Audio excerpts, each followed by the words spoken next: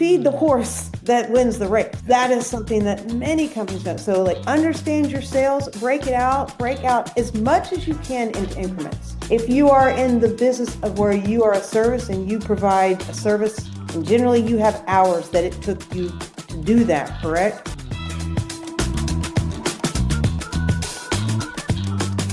My special guest today is Stacey Bullman, and this is the Getting the Deal Done podcast. I'm John Martinka, and today Stacey is going to talk to us about the work she does to help companies do better. And as my notes from our previous call show, Stacey, work 83% faster than others, which is in these days it's really important because things are moving so fast. So welcome. Thank you. Thank you for having me, John. Yeah. So I have to start out before you tell us a little bit about your background and how you got to this point. The name of your company, I'm Not Mad at You. That's the most popular question. There's a lot of iterations of the company name, but I like to say one of them is that I'm Not Mad at You comes from unconditional love, which I was fortunate enough to have in my home and learn to believe in myself and not be judged. And that's something that we feel like we do as a consulting company is that, we don't judge. We're here to offer unconditional love and to help the companies and people be better. Yeah. So tell us, get a little background. How'd you get to this point? What's your story? Well, well, I was an athlete as a young child and very driven, very disciplined. I played tennis growing up all the way into college competitively and had an opportunity to turn professional before I had an injury to my rotator cuff. So I jumped into corporate America. I had a degree in marketing and trudged away in corporate America and was fortunate enough to climb the ladder and be promoted and have a lot of responsibilities. I managed over 5,000 people in my career. I managed P&Ls up to $1 billion. So that will change your life very quickly the moment you're managing a profit and loss statement for a company and responsible for returning, 56 cents on a dollar, things like that. So that was a tremendous amount of exposure and opportunity. And there were certain things that I saw in corporate America that I didn't necessarily like or didn't necessarily have an appreciation for, and felt like there were things that I could do to make the world better and take the principles and practices that I was learning there and offer it to others. And so began I'm Not Mad at You when I turned 47 years old, and we're just about 10 years into this, and it's been amazing. And we've, like I said, taken the knowledge from being a competitor with tennis and strategy from 8 years old to school to corporate America and mishmashed all that up and all the education that brought to me and perspective and ability to help others. Okay. So you mentioned your consulting business. What type of client, size, industry, anything that you really go after? I mean, we've worked with every range of company. We worked with New York Life all the way to a solopreneur, from day one. So we are generally the small to mid-sized business. We've worked with a lot of construction companies. I came from the consumer package industry and I thought I would work with more consumer product companies, but that wasn't the case. I found a niche in construction and that led to everything, engineers, janitorial services, pet facilities, gyms, yoga studios, literally you name it. We have worked with a vast array of industries. And to be fair, it really wasn't relevant what industry they were in.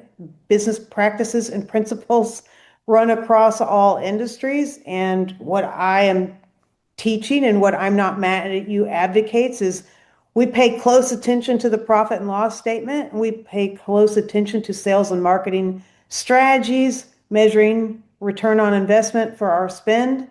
And, what gets measured is successful generally. So that's the background that I bring to this consulting company. And as we said, we're 83% faster. One of the things we do is when we come into an organization, we do an assessment. We look at the profit and loss center. We also work with their employees and we speak with them and assess the company. And we do that in 2 weeks, not 90 days. And generally, consulting companies would come in. Certainly, when I was in corporate America, they would come in.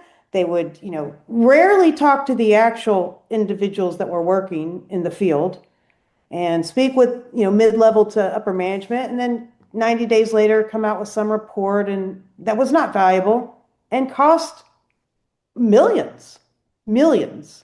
And that burnt me, that bothered me. And I, for that reason, one of was how I wanted to be different as a consulting company. Come in, help these companies quickly, especially for the small to mid-sized business. They don't have time. They don't have the luxury of, 3 months to tell them how to be better. They also don't want to go read a book.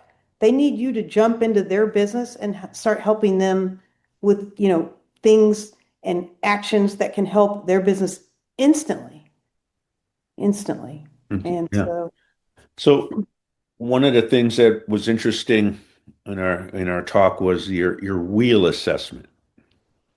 yes. You give us an explanation. What it is, what do you do? Yep. Yep. We took that from the Wheel of Life, which I think existed back in the 50s.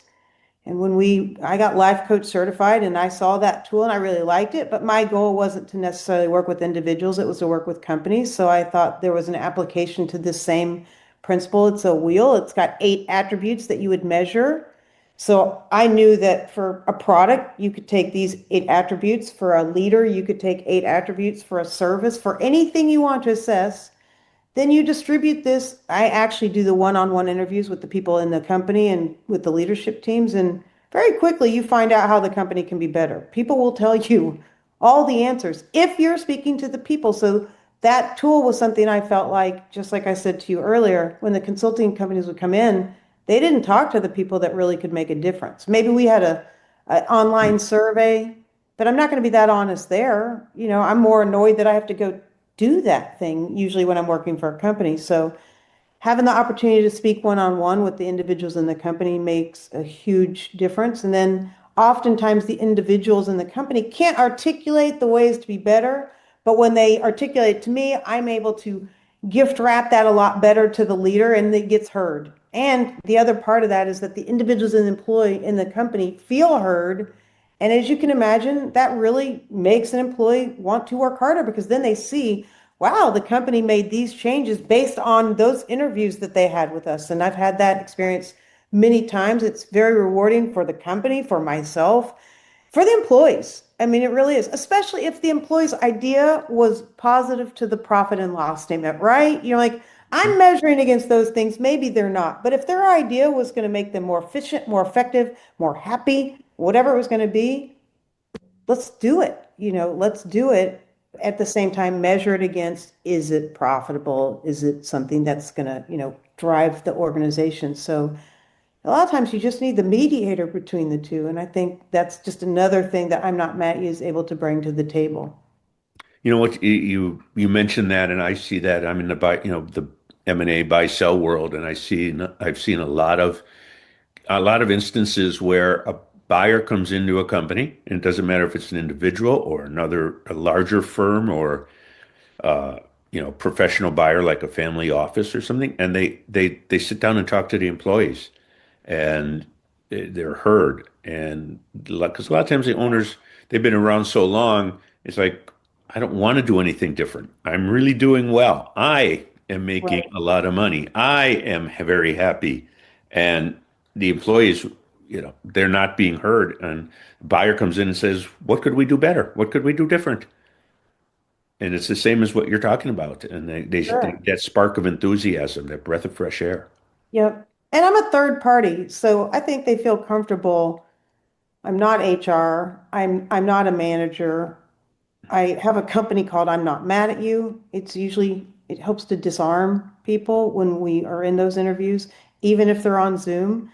Which, to be honest with you, after managing, over 5,000 people and 99% of my management was in person, right? So with this company and the Zoom land, I was curious if I would be able to impact and connect with human beings as much as one-on-one. And of course, it's never the same when you are in the same room, when you're there with them. But I will tell you this process, and maybe because it's so innocuous and people don't really, they just see 8 words. It's not questions, it's not sentences. They just see this wheel. It's not even completed. And, as they're answering it, I'm kind of coloring it in, and sometimes I take longer. You know, it's it's disarming. And I've had a lot of times I've gone in and I've had employees that said absolutely they were not going to share anything with me. They were adamant. They're like, I'm not going to tell her anything. And 10 minutes later, they're crying. They're telling me everything. As I said, employees do really, people want to be heard, right? I mean, people want to be heard, especially if you think you can help. If you really believe you can help the organization, you want to be heard. And it is difficult, as you said, for leaders, even if they are energized or if they are engaged, it's hard for them to hear everything the employees have to say because let's be honest, not everything the employees have to say is a home run. So there's, you have to affirm, you have to encourage, but I understand how leaders also sometimes there can be a wall there. And I think I'm Not Mad at You has, really shown where we can come in and we can be a bridge, a wall breaker, whatever you want to call it, between the employee and the employer, oftentimes to get the most. And that's all that, like I said, I'm only there to make the company and the people better. I only have one goal. We're focused. As part of that, I know you've said one of the three things. What I'd like to talk about all three of them, but one of them is data. And what kind of data and numbers, profit and loss balance sheet are also part of that, but other data besides the financial statements and what are companies not generally, especially these mid-sized companies, what are they not doing with the data that they should have? I'll tell you one area, and it's an easy one, and it's on the sales side. It's breaking out your sales, be it, okay, a lot of times people say we do XYZ thing and we made XYZ dollars in January. But maybe you made, for instance, I'm a consultant. The 80% of my clients come to me for CEO soundboarding, where we speak once a week and we look at all the things, right? So that's 80% of my business. I know that 80%, and I segment my sales out that way, but I also have where people will come in and just pay for message mapping. That's a revenue stream. And then some people come in for, a speaking engagement. That's a revenue stream, right? So break up your sales to understand your revenue streams more thoroughly and understand your 80/20 rules. The other thing off, that data is there. And it's interesting because I was breaking up a client's business the other day, and we found out that 44% of their clients were coming back for another job. So I said to my client, please store this in your mind. And in your sales pitch now, you want to use that. That's a piece of data that now has become a sales nugget. And you want nuggets like that when you're in a sales position or in a position to be selling for your company. You want nuggets that are real data that help you sell it without it being emotional or just align. So there's data all over that you're trying to capture and use in different places. But as I said, one area that a lot of companies don't take the time to is break out the data from your sales and then look at how you make your money in the sales, determine your 80/20. That's also then how you should spend your marketing dollars. Oftentimes, people will throw their marketing dollars to something brand new or chasing something that's a new idea. Generally speaking, if you're going to spend your marketing dollars, spend them on the thing that makes you 80% of your money. Drive that home. And then maybe you take a small piece of your marketing budget and try that in your new thing, but feed the horse that wins the race, Yeah. right? That is something that many companies don't. So like understand your sales, break out as much as you can into increments.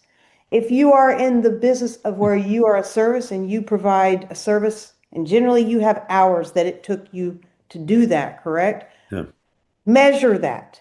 If you're in engineering, I have an engineering client, and I've said to them over and over and again, we really have to understand you may be quoting it thinking it's going to take 10 engineering hours, but you just give them a quote. You don't tell them that, right? You say it's going to be $2,000 for this engineering work. And the owner's sitting there going, I think my engineer can do that in 4 hours. That's the markup. That's now if the engineer goes and spends 8 hours doing that, they just ate all the margin in that job. But if you didn't measure that, you don't know that's where you are losing margin. You wouldn't know. You think, well, I normally do that job and I assume the engineer took 4 hours. I assume that should have made 40 points, but it didn't because your engineer took 9 hours. So measure as much as you can. It sounds nerdy. It sounds maybe cumbersome. It's really not, especially now today with technology. We have so many tools at our fingertips to track and measure and understand these things. And all the, invoicing allows you to, I'm allowed to put CEO soundboarding or whatever it is, right? So I'm able to pull the report. So I'm able to see that kind of data to make it easier for us. Yeah, that sparks a memory with me. And you're in the construction, a lot of construction clients. This was a construction related business. It was a commercial window covering. So they would go into buildings and put in from dozens, scores to even hundreds and thousands of window coverings. Mhm. And I was I brought in a friend who was a CFO, and among other things, he put in a management report on the sales, but not what you're talking about. You've probably done this also, but the timing. And it was an eye opener for him when he put up a graph that showed, well, you've got you've got uh, the X dollars you want coming in April and May and August and September, but June and July are at a third and a half of what you want. So concentrate on jobs for June and July. They had never done anything like that, but they always wondered why things were up and Yeah. down. Yep. And those little things can make a big difference. You talk about that. I came into the first client I had was construction. I came into their business, and the first thing I asked is, I want to break out your sales. I want to see how you made your money. And I just broke down one year, the last year. I didn't, make it too overwhelming. And what I found is obviously there was about 12 different categories. There was painting, there was striping lines in a parking lot, right? There was the different varieties of things that as a construction company they were doing. They were multifamily construction. So I remembered because they were good at keeping the return on, the profit margin. They were good at keeping the data so that when I was able to break the business, I was able to break it up quite well. Instantly, I was able to see like, wow, painting, you guys make 56 points on painting. That's something you should probably market. More painting jobs. Tell your sales team this, right? Let it be known that painting is profitable. They also probably had a really good subcontractor that was, well, and a good price, Yeah. right? Reward him a little bit, right? Make sure you let that person know that person's probably facilitating your profit. And as I said, look at that as a piece of data and then go market more painting jobs. You know what you don't want your sales guys out there doing? Going out there and trying to find parking lot striping jobs because those we make 18 points. So you can take those if they fall into your lap, fine, right? If the complex manager says, oh, by the way, we need the paint, the parking lot striped. But don't be running around asking for parking lots to get striped. Be asking to paint those multifamily buildings, right? But if you never know that, you don't know to use that as a selling point, do you? Right? No, you don't. No. So, So financial statements, numbers, you mentioned early on, profit and loss. I always like that. The balance sheet too, because it's just yeah, not more important than the P&L. yeah. Uh, what do you do what do you do to help clients understand what's really in those financial statements? The first thing I do is I feel like I teach them Chinese, which I understand it's Mandarin, but it's their words that have told me that I teach them Chinese in about 45 minutes. And that's just a matter of to be honest, as you know, the majority of the population is not that familiar with how to read a profit and loss statement. And when you see it, it generally looks like a bunch of numbers, as I know you know. For those of us that know how to look at it, we go to certain line items, right? We don't get lost in all those numbers. Generally, you know what the first line, as we said, if we're just looking at the profit and loss statement, because you're right, the balance sheet lets you really know the cash situation, right? But the P&L at least helps for an assessment circumstance. And in that scenario, I'm immediately going to go to the net revenue, immediately. I'm immediately going to go to the sales. I'm immediately going to go to the expenses. Just those three line items. And the other thing that I think people forget to do is look at that versus a year ago, right? Measure it against something. Is it better? Is it worse? Look at dollars, look at percentages, back to breaking out your data everywhere. Then, once I've looked at those key line items, which I usually take every CEO that works with me, this is required. Very few of them are that comfortable and familiar with the P&L when we start working with them. This is usually one of the first things we do. And as I said, within 45 minutes, they're like, wow, this just, how easy, how easy this is now when you tell me just like, go here and go here. Then once you look at the key items and then you want to do a little deeper level, you look at what's the payroll? What percentage is payroll to sales? That's a good thing to go look at, right? It's a big item. You go, payroll is 70% of sales. That's probably a problem because payroll should be around 40 to 50% of your sales. Guess what you're saying to the leader of that company? Somebody's got to go. And that's not a fun conversation, but that's a real conversation. And I've had that conversation Oh more yeah. than once. And I literally, these clients were brand new to me. I didn't have years of established relationship with these people. This was the first meeting I had with one of my clients. It was a web developer. And I said, you got two developers. You can have one. And this was the first phone call we ever had. He hired me, sent me the P&Ls, and we are on the phone telling him And it's tough, isn't it? It's tough for an owner to get rid of somebody. it is I was on very the board of a tough, company, and that was the big very tough. problem the past former CEO had. She just couldn't get herself to say, we need to cut staff because they're people and it affects their lives. Understand? But It is as a I tough tried to one. explain, and I am a big believer in this. First of all, I am coming from the outside when I come in this situation. So obviously I'm not attached to it. I recognize that position. But I will say this. I don't really ultimately in consulting try to represent the employee or the employers. I believe I represent the company. And I believe somebody has to be the voice of the company, not the voice always of the employees and the employers. They'll do a good job of speaking up for themselves, generally speaking, but the company cannot speak for itself. I'm not mad who likes to be the voice of the company, to do the right things for the company to survive, to sustain. And generally, if the company is a goodwill company, they care about employees, but they also care about the company surviving. And so if that company is heavy on too many programmers, somebody has to speak up and say, listen, while we're here to do goodwill, we're here for profit and we are here to stay afloat. So if we keep Betty working and we go out of business, I don't really know how we accomplished any of our goals. Yeah. So I understand it sounds callous. I understand that it's not what people necessarily like to hear, but I'm going to be, I mean, that is important for the success of companies. You have to measure against practicality.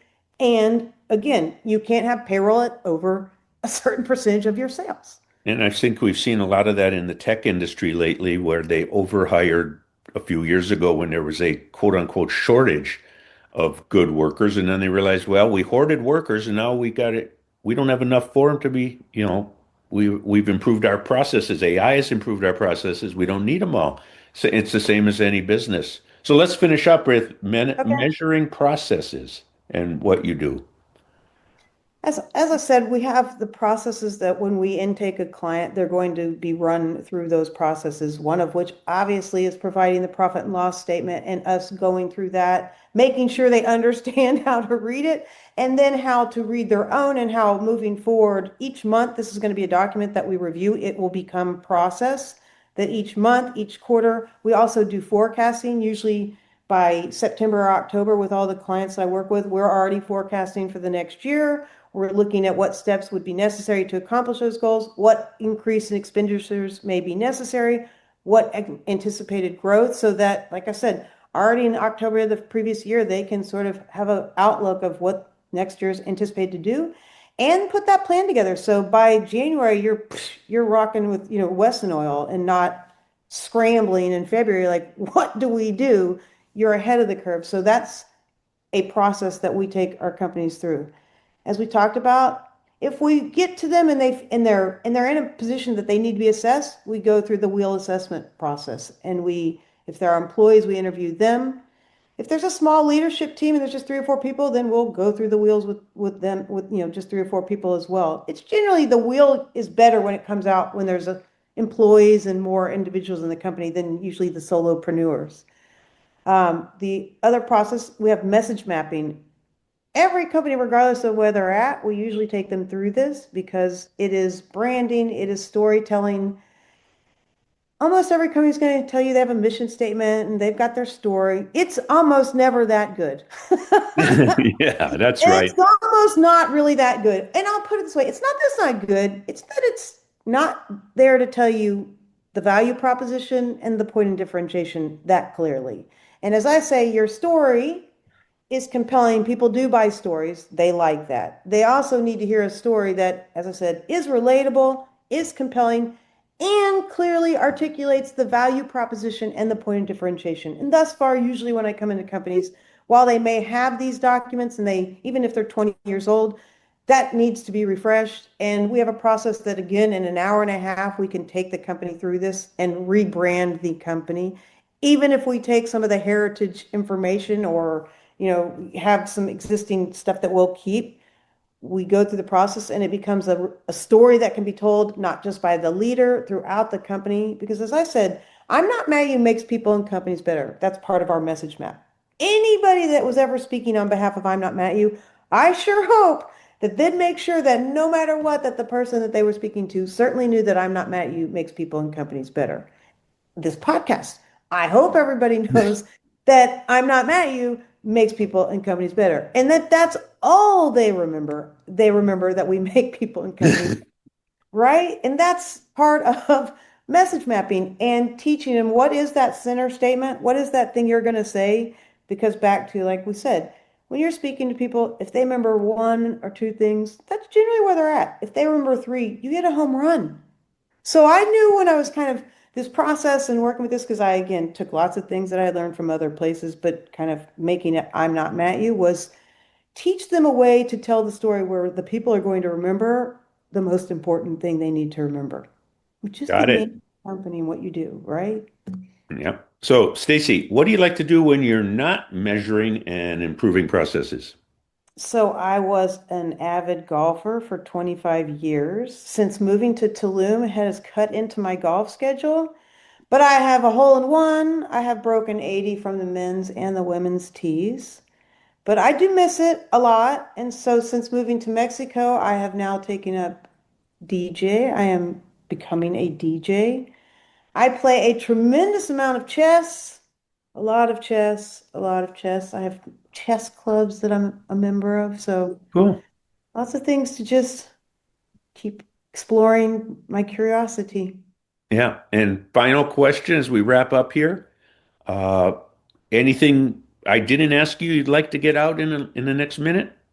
I mean, like the normal stuff, the promotion. If you're looking to find us, we're at www.imnotmattyou.com. You Yeah, know, I was going to ask you to get oh, sorry, I didn't want how to get in touch with you, but you beat me to it. So yeah, I'm not mad at you.com. that is the hub. And that's the way to get in touch with Stacy. Stacy, this has been a pleasure. This has been very entertaining and informative. I can relate to a lot of the things you've talked about that I've seen in businesses that they should be doing what you are talking about. And for the audience, if you or you know somebody who just needs that little bit extra to get your business where you want it to be, this is the queen of measuring and implementing. So thank you, Stacy. Thank you, John.